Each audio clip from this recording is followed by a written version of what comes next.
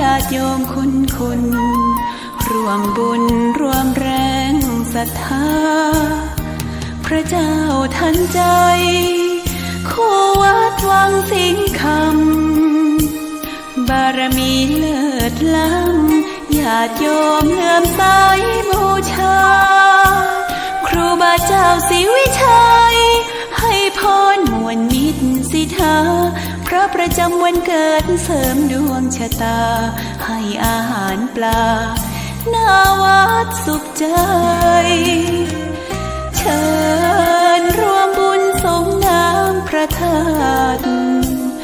น้อมใจอภิวาทขอบุญสุขใจสุขกา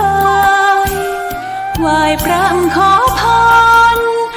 องค์พระเจ้าทันใจหลวงพ่อประเสริฐเจริญพรอวยชัยให้ท่านสุขใจทั่วกัน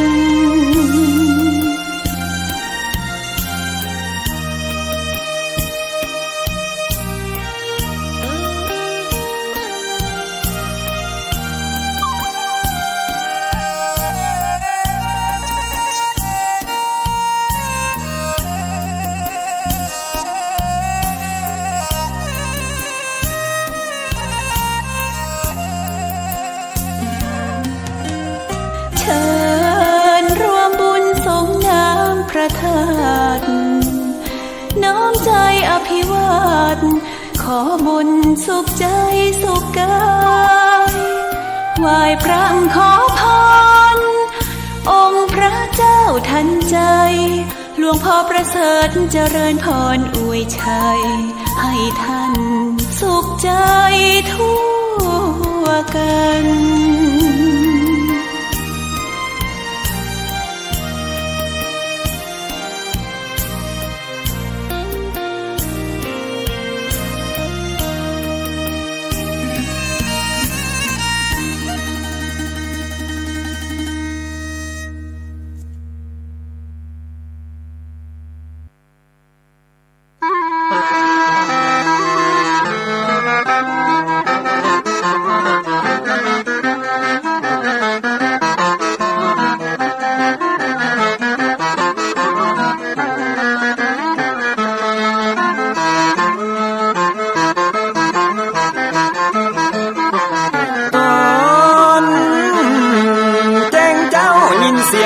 ขันก่อนปีตะวันจะขึ้นขอบฟ้า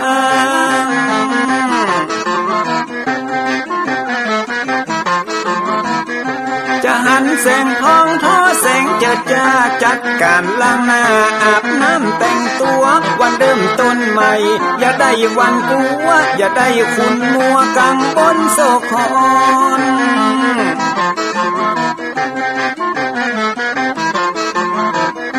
อย่าเอาน้ำขุ่นมาขังคอนอย่าเอาน้ำฮ้อนมาลวงหัวใจฮ้อนอ้วมอารมณ์ขุ่นคองตอนฮับวันใหม่นี้น้องของได้น้อมเอานำทำคำสอนของพระชินวรประเสริฐเลิศล้ำ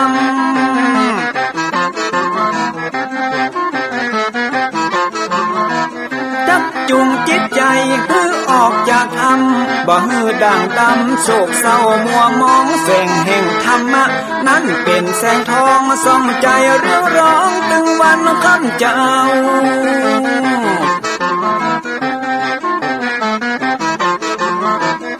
เอาศีลมานำเอาธรรมมาเฝ้าคือจิตใจเฮาจุงเย็นฝ่าฟันทุกเห็นต่อไปหน้าจะบ่ไหววันแต่หนึ่งเชิญ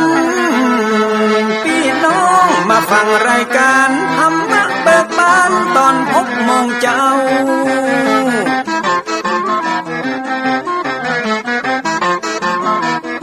ฟังธรรมปื้นเมืองอันเป็นแบบเบาท่านพระครูวิสิทธิ์ศิลาภรณ์ตั้งใจเจ้าคณะตำบลป่าแดดนอนในเจ้าอาวาสวัดวังสิงคำตนนี้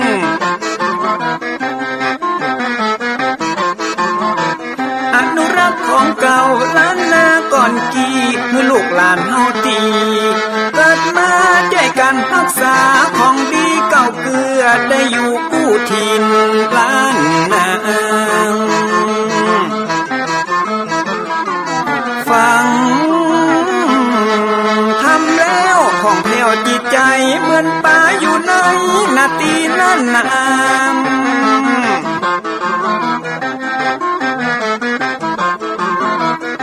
เหมือนไม้สลีอันมีไม้กำเหมือนเสืออยู่ธรรมดงดอยคุณเขาสุขของมนุษย์ยิ่งใจหมู่เฮาสุขที่ได้เอาธรรมะห่มตุ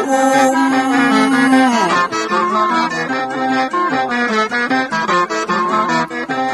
ใจคนใดมีธรรมห่อหุ้มใจคนนั้นจุมใจบ้านมันอยู่วิมานเวียงวังจันแก้วบ่มีในเต้าแล้วน้อง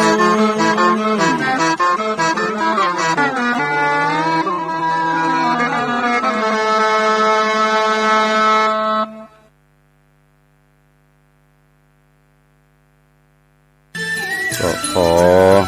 ยกมือ10 นิ้วกราบนบนอบน้อมอย่างพระติรัตนแก้วเจ้าตั้ง3 ประการอันมีพระพุทธพระธรรมพระสงฆ์อันเป็นสรณะที่เปิ่งตีเคารพนับถืออันสูงสุดในชีวิตกราบคารวะแตบไตไวสาปารมีธรรมพระมหาเถรานุเถระเจ้าคณะพระสังฆาธิการภิกขุสงฆ์สามเณรจุตนจุองค์โดยความเคารพเจริญสุขเจริญปอนปอออกไม่ออกศรัทธานาบุญตินจองห้องวัดจุหนุ่มเท่าใจยิงก็ขอน้อมต้อนรับทุกท่านเข้าสู่รายการมรดกธรรมกำเมืองและสาระธรรมกำเมือง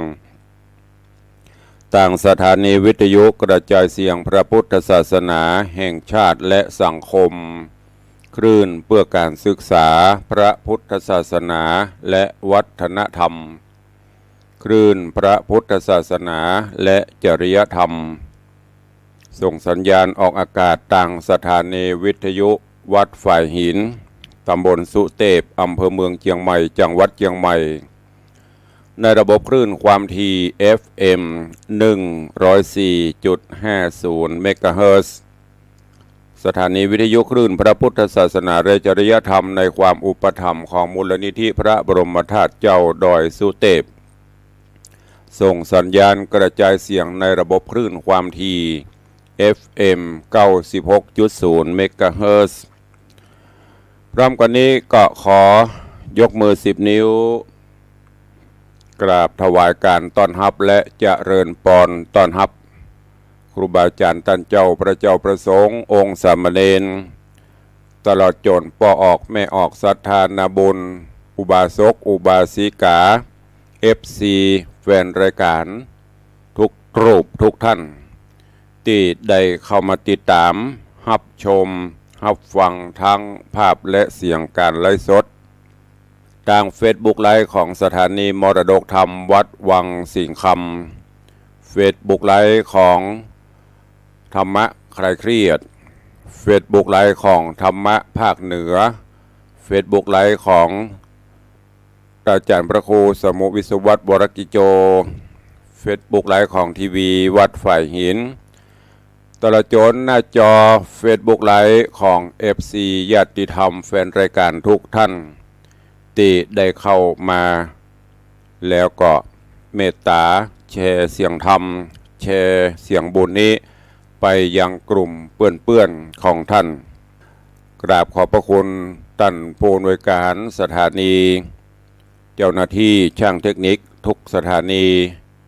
ขอบพระคุณญาติธรรมทุกท่านที่ได้ให้กำลังใจรายการนี้ดำเนินโดยกล่าวกับผมอาตมภาพพระครูวิสิทธิ์ศรีลาภรณ์ตุลงในวังเจ้าคณะตำบลป่าแดดเจ้าอาวาสวัดวังสิงห์คำตำบลป่าแดดอำเภอเมืองเชียงใหม่จังหวัดเชียงใหม่เป็นผู้ดำเนินรายการ ปะกันเป็นประจำตั้งแต่เวลานี้เป็นต้นไปจะได้น้อมนำเอาเสียงธรรมะแบบปืนบ้านล้านนาภาษากำเมืองมาเทศนาฮือทุกท่านก็ต้องขอประทานอภัยสุมาอภัยสำหรับญาติโยมที่อยู่ในภาคอื่นบางท่านก็อาจจะรับฟังภาษาถิ่นภาษาเมืองเหนือรู้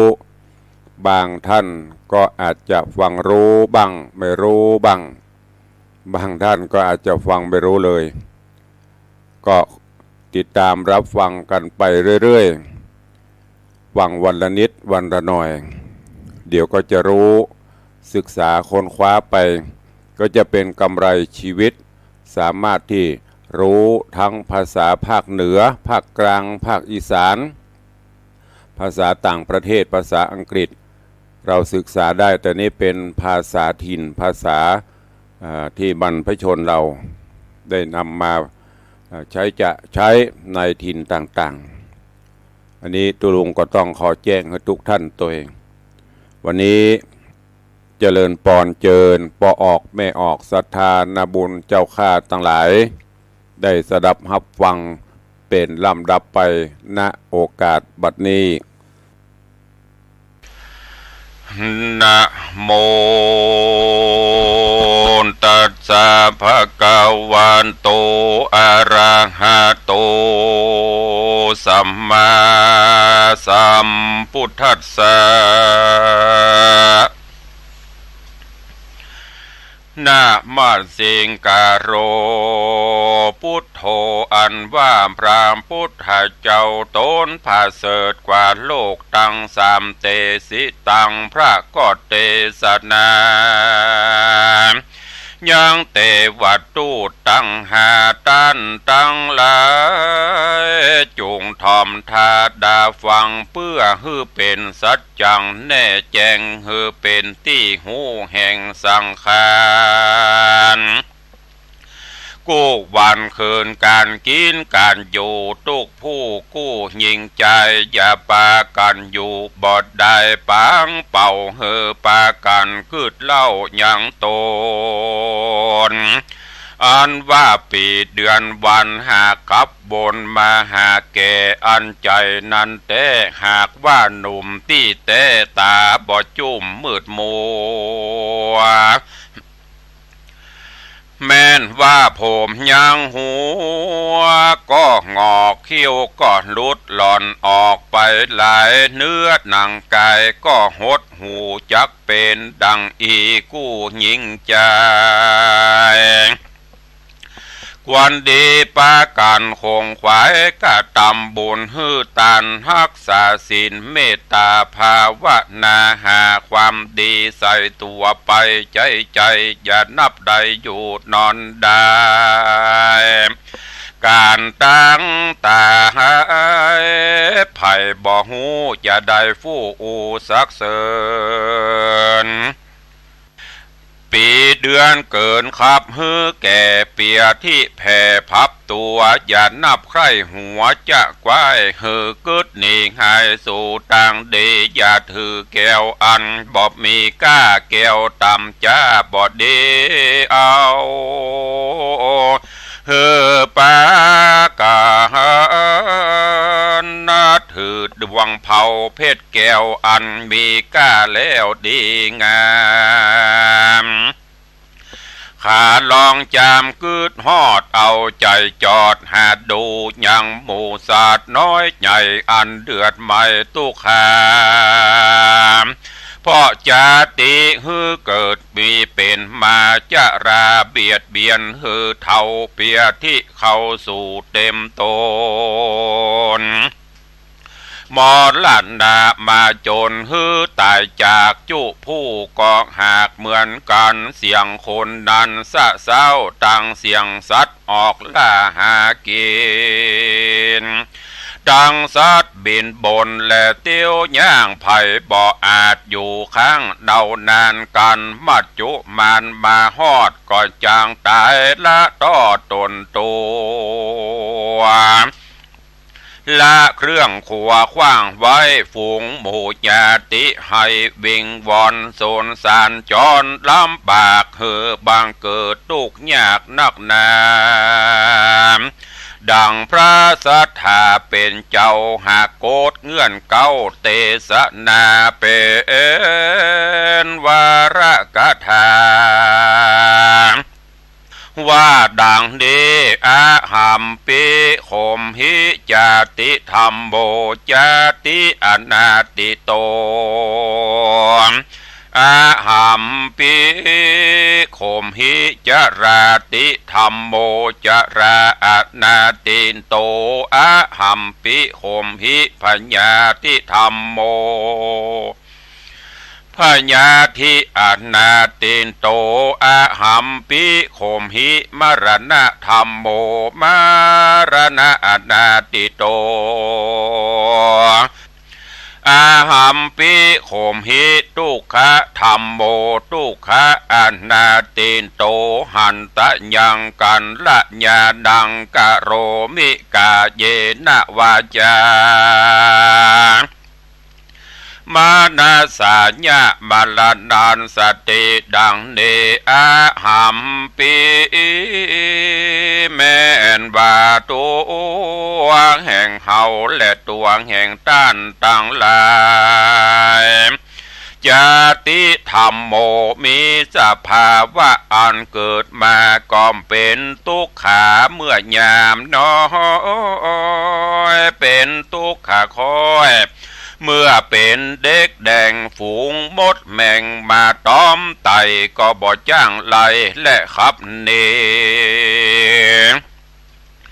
มาเป็นตุกขีบ่จ้างปากเป็นตุกยากเมื่อยามการตุกเนานานฮอดย่างตุกเสพสั่งหากินเป็นตุกเมาเวนภาพแผ่ยามเมื่อพ่อแม่ปัดพรากมาเป็นทุกข์ลำบากด้วยกรรมด่าทุกข์โดยกรรมว่าบุบตีอันเปิ้นมาค้ำคาราเวอยู่ใจใจ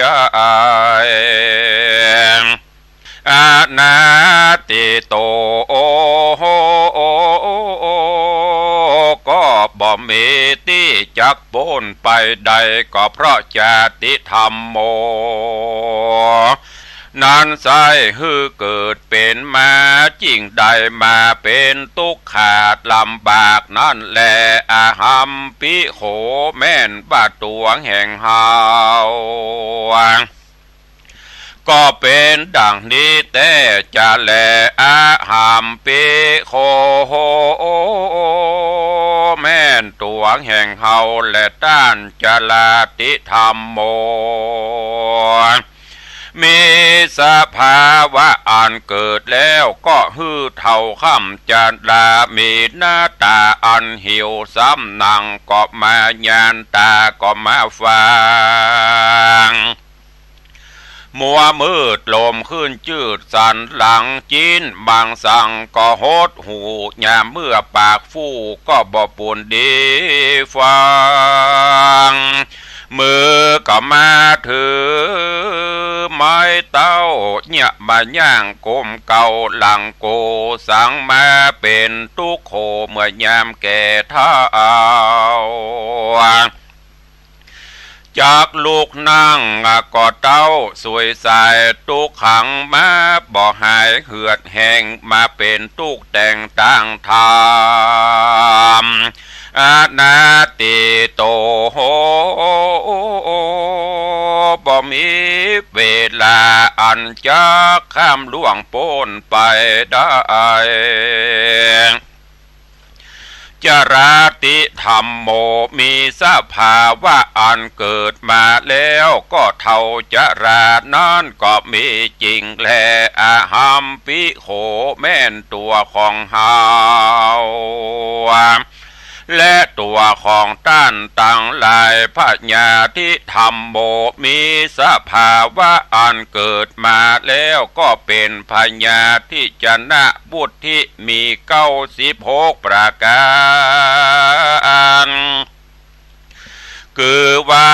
มาเป็นลมสา และฝีมะอากมาเป็นขี้ขากและขี้หลากหลายหูเป็นลมบ้าหมูและมองคอเป็นตาต้อและหัวเมามาเป็นลมขึ้นเสาลงเสาและลมสะอื่นมาเป็นลมปีกฟืนไข่สันตั้งตัวอาปาโถมีหลายหลากบางพ้องก็มาเป็นเปียที่ร้ายราดราวีอานาติโตโอกู้ตนตัวคนเฮานี่นาบอบมีไผ่ล่วงโป้นไปได้พญาที่ทำโมนานไซ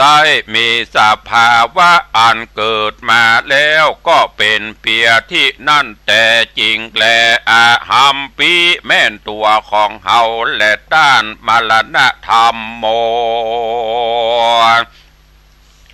มีสภาวะอันเกิดมาแล้วและตายไปมีมวลมากตามกรรมแห่งสัตว์ตั้งหลายหากใดกระทำมาบางพ้องก็ตายด้วยโรคาเปียที่พ้องก็ตายด้วยต้านข้าฟาดฟันแต่งพ้องก็ไปแอวสะแวงหา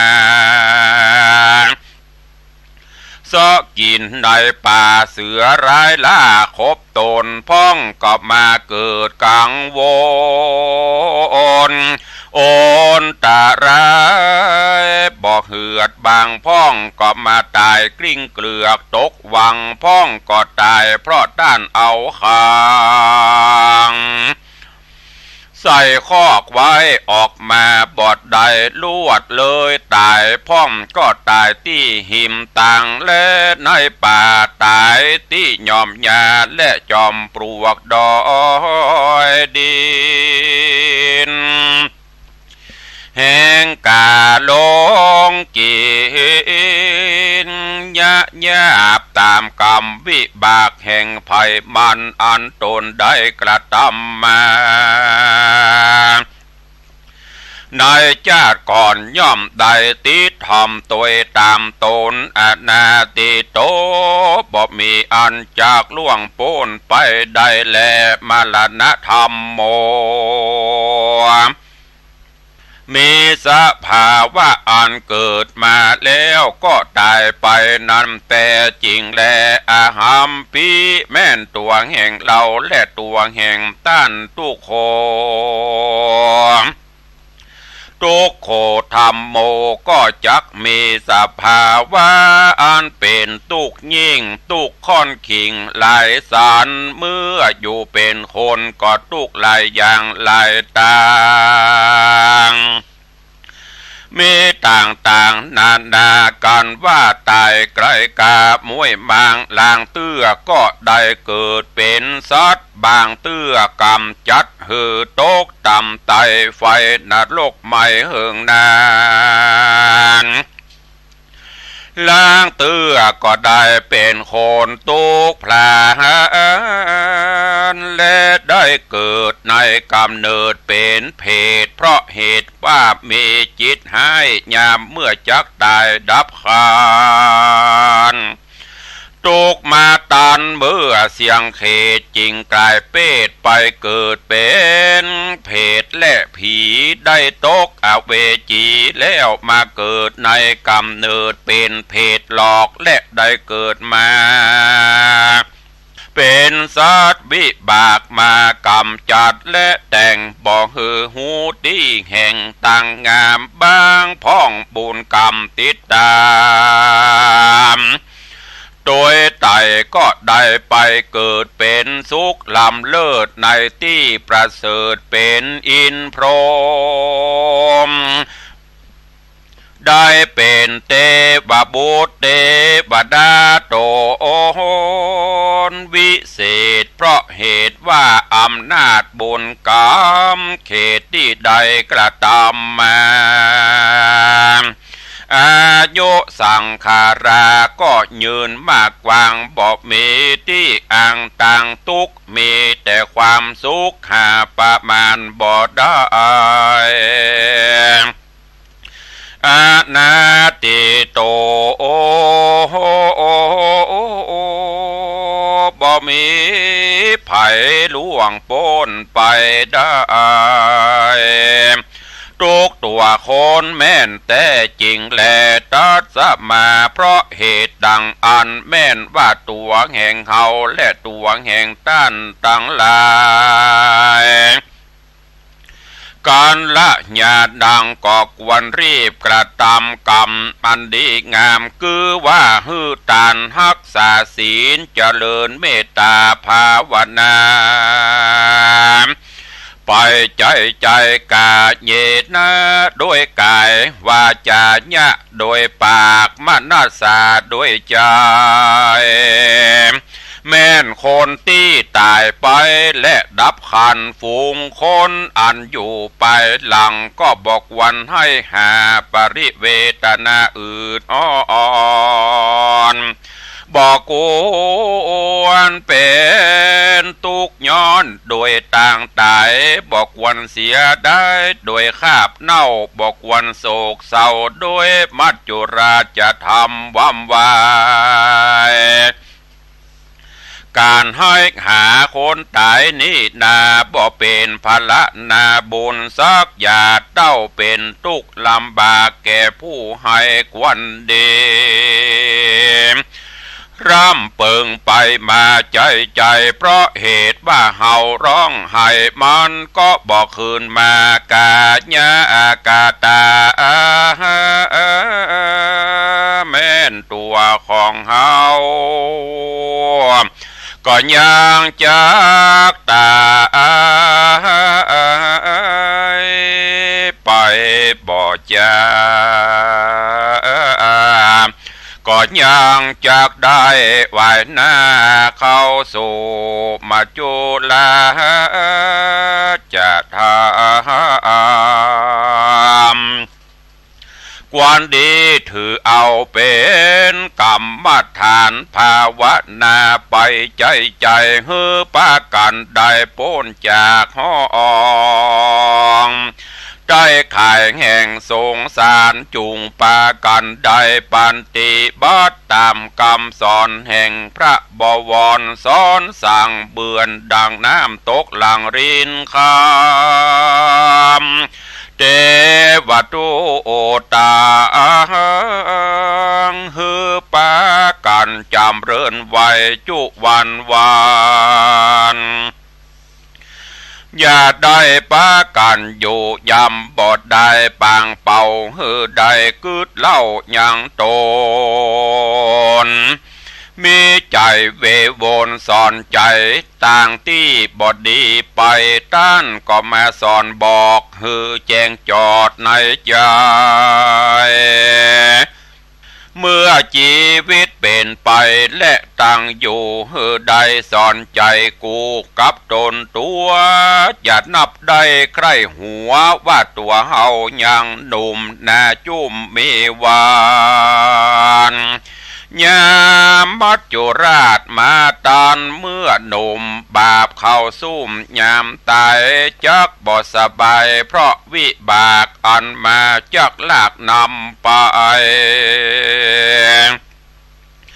อย่าได้เกิดใจว่าตัวเฮายังหนุ่มเมื่อยามเท่าก้อยกะก้อยกระตำบุญร้อนว่าความตายมาสูญเมื่ออายุหนุ่มนั้นก็จักมรณะไปบ่มีอันใดจักเอาไปตัวใดมีแต่บุญกับบาปกรรมที่เฮาได้กระทำไว้ย่อมติดตามไปแลนะชายาอิวะเหมือนดังเงาเตรียมตนฮือได้สะเวยผลเป็นสุขและทุกข์กู้ตามกรรมสงสารอันนี้นอมัจจุราชธรรมนี่นอมันตึงบ่ปนได้สักอันแหละมันบ่ยอมเว้นแว่แก่คนได้ อปิเยหิวิปโยโคทุกโขปิเยหิบางพ่องหักกันจังกันจักตายเบื่อหน่ายก็พรากจากกันไปเพราะกรรมเวรเป็นสายใหญ่ทุกเห็นใจบ่ใจหน่อยเป็นทุกขาคอยแห่งเวรานุเวนปิเยหิวิปโยโคทุกโคหากกันแป่งกันบอดใดไปอยู่ด้วยกันต่างอยู่ไกลกันต่างห้องไกลเต้ต้องแห่งต่างเตียวมีดงเขียวและปูดอยมาขอบข้านแสนที่หักนั้นก็บ่ได้ไปถึงมีแต่ใจคือเติงหาเต้าเจ็บป่วยนั้นก็บ่ได้ไปจูฝูงปุถุจัดนางบางพ่องก็อ้างว่าจักกระทำบุญลวดบ่ได้กระทำแต่มัจจุราชมาข่มแป้ขับตายบุญบ่มาติดต่อมีแต่ปากอ้างล้อว่าจะกระทำบุญลวดหายสูญปังเป่าเนินนายกำปากเล่าว่าได้ลวดตายไปด้วยกินแหน่งบาปกรรมแฝงติดต่อตกนรกก่อกรรมเวรเป็นตุกเห็นใดนรกฮือไฟมกมาดไม่ปาการร้องไห้เวทนาปาหูจะนาจุงฟังราจำชื่อฮือทีเพื่อเฮือหูดีนักและเบาอย่านึกว่าตัวเฮายังหนุ่มตาใสจุ่มไปตั้งวันอายุขันทังก็แก่วันและเวลาก็แผ่ไปถึงวันปีเดือนวันปั่นหือเท่าแก่บ่เว้นแว่แก่คนใดสักคนปุถุชนเฮาทุกหมู่จุผู้กู้ยิ่งใจกวนปากันคงควายกระทำบุญหือตานรักษาศีลเมตตาเจริญภาวนาไปใจอย่าได้อยู่นอนใจจงปากันจำศีลกินทานไปอย่าขาดอย่าได้ประมาทบุญกรรมการว่ากระทำบุญไปทีละเล็กละน้อยก็ฮือมีจิตเจตห้อยตั้งบุญเต็มว่าใดตันน้อยก็จุมมีจิตเจตห้อยในบุญญาเขตก็จักเป็นเหตุฮือมีกุศลหลายอุปมาเหมือนไฟนิดเดียวบ่ได้เผาป่าก็ยังลูกไม่กว่าลามลายอย่ากระทำบาปหมายผิดแผกตัวเฮาจักได้เบาบาปตายโดยอุปมาเหมือนคนขี้โขยมาป้ออย่าได้ก่อบาปแม้แต่นิดเดียวมันจากโลกเป็นเปรทะทางโลกไม่หลังลายลา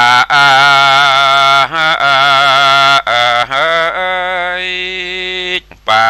กันได้ตั้งจิตใจหมายติดต่อฮือมันก่อการกุศลช่วยกันหนุนติดต่อฮือได้รักษาศีลก่อหัดใจมันภาวนาไปอย่าขาดตังเส้นนี้หากงามดีนรกอเวจีบ บ่หันได้ไกลสะเวยสุขได้ตามใจมีความสวัสดีไปบ่หูท่าเอามีอายุยืนเตียงเต้านอตีคามคือว่านิพพานาเวียงแก้วอันเป็นที่แล้วคือยอดนิพพานาก็มีโดยประกาศดังกล่าวมานี้แหละนะนิธิตังขีญาสังวันนาอันกล่าวเทศนายังเทวทูตตั้งหาก็บังโกมสมเรศเดชญาติโยมสถานบุญตันสาธุชนทั้งหลายวันนี้ตุเจ้าได้นำเอาธรรมเทศนาสอนจิตสอนใจเตือนจิตเตือนใจญาติโยมตันสาธุชนทั้งหลายคือเรื่องเทวทูตทั้งห้าหรือว่าทูตของเทวดาที่ได้มาปกเกล่าวเป่าสารเตือนญาติโยมศรัทธาบ่ให้ได้มัวเมาประมาทในชีวิตในความเป็นอยู่จะไปเกิดบ่ตัวหนุ่มกำนำไม้กำลังวังชายังแข็งแรงอยู่บัดถึงเวลาที่จะต้องตายง่ายเตื้อมัจจุราชยังมาถึงเติงง่ายเตื้ออันนั้นเป็นการเกิดที่ผิดเนอะมันว่าความตายมันบ่พึงเบนใบแก่ภัยผู้ใดกรรมมาถึงมัจจุราชมาเติงตันย่อมจะต้องปัดต้องพรากต้องตายจากกันไปบ่เลือกหนุ่มบ่เลือกแก่บ่เลือกเท่าชะแลแก่ชราเพราะฉะนั้นเฮาเกิดมาแล้วก็ต้องมันสร้างคุณงามความดีเมื่อเจ้าเฮาตื่นมาปุ๊บเฮายังมีลมหายใจอยู่นั่นก็แสดงว่าเฮายังจะต้องอยู่ผจญในโลกนี้กับสิ่งหลายๆอย่างอย่างที่เปิ้นว่าโลกกระทำ8ที่ครอบงำในตนในตัวเฮาถึงวันบางวันก็ดีใจบางวันก็ทุกข์ใจบางวันก็สุขบางวันก็ทุกข์บางวันก็ได้รับเสียงสรรเสริญเยินยอบางวันก็ได้รับเสียงติฉินนินทาสิ่งเหล่านี้ที่มันครอบงำจิตใจครอบงำสัตว์โลกอยู่ถึงวันและจะต้องเป็นไปตามกรรมได้ยศผ่องเสื่อมยศผ่องได้ลาภเสื่อมลาภผ่องเนี่ยมันบ่แน่นอนเสมอไปคละเคล้ากันไปที่สำคัญแล้วเฮาจะต้องมีจิตใจคือเป็นบุญเป็นกุศลจิตใจเป็นสมาธิใจสติปัญญาพินิจพิจารณาอันไหนดีก็ปฏิบัติไปอันไหนที่มันบ่ดีก็เลิกละไปจะไปเป็นปัญหาสังคมลูกหลานก็เช่นเดียวกันต้องเป็นลูกที่ดีของพ่อของแม่เป็นลูกหัวแก้วหัวแหวนช่วยเหลือและที่สำคัญนั่นดีบดีดูที่ความกตัญญูกตเวทิตาธรรมลูกเต้าคนไหนดีบดีพอที่มีความกตัญญูฮู้คุณพ่อฮู้คุณแม่เข้าตามน้ำเนาะช่วยเหลือเพื่อแผ่สงเคราะห์อนุเคราะห์คือพ่อแม่ได้ตุกอกตุกใจ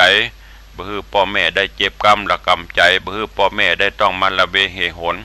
เป็นทุกขบนกับตนกับตัวเนี่ยคือพ่อแม่บำรุงพ่อแม่ด้วยอาหารกายด้วยอาหารใจอาหารกายนั่นก็คือเข้าตำน้ำเนาะเลี้ยงดูปูเสื้อผ้าอาภรณ์ผลหมากหลากไม้อันไหนที่หันบ่าควรแก่การที่จะนำไปคือพ่อคือแม่ผู้มีพระคุณก็นำไปแต่จะไปรอบางพ่องนี่โอ้พ่อแม่บ่เคยอย่างยุกผลไม้บะเดียว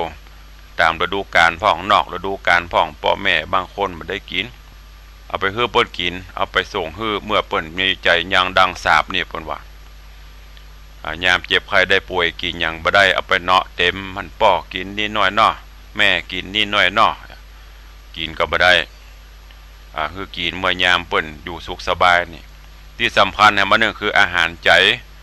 จะไปแย่อย่างคือพ่อคือแม่ได้ทุกอกทุกใจจะไปสร้างความลำกำลำบากคือพ่อคือแม่ได้น้ำตาตกอันนี้เป็นสิ่งสำคัญและที่สำคัญเนี่ยมันนึงก็คือเฮาฮู้วันเกิดแต่เฮาบ่ฮู้วันตายวันเกิดมาปุ๊บ ส่วนเสเฮฮากินเหล้ากินเบียร์เต้นห้องเพลงกันบุญวะบุญไวม่วนแต่วันตายเฮาบ่ฮู้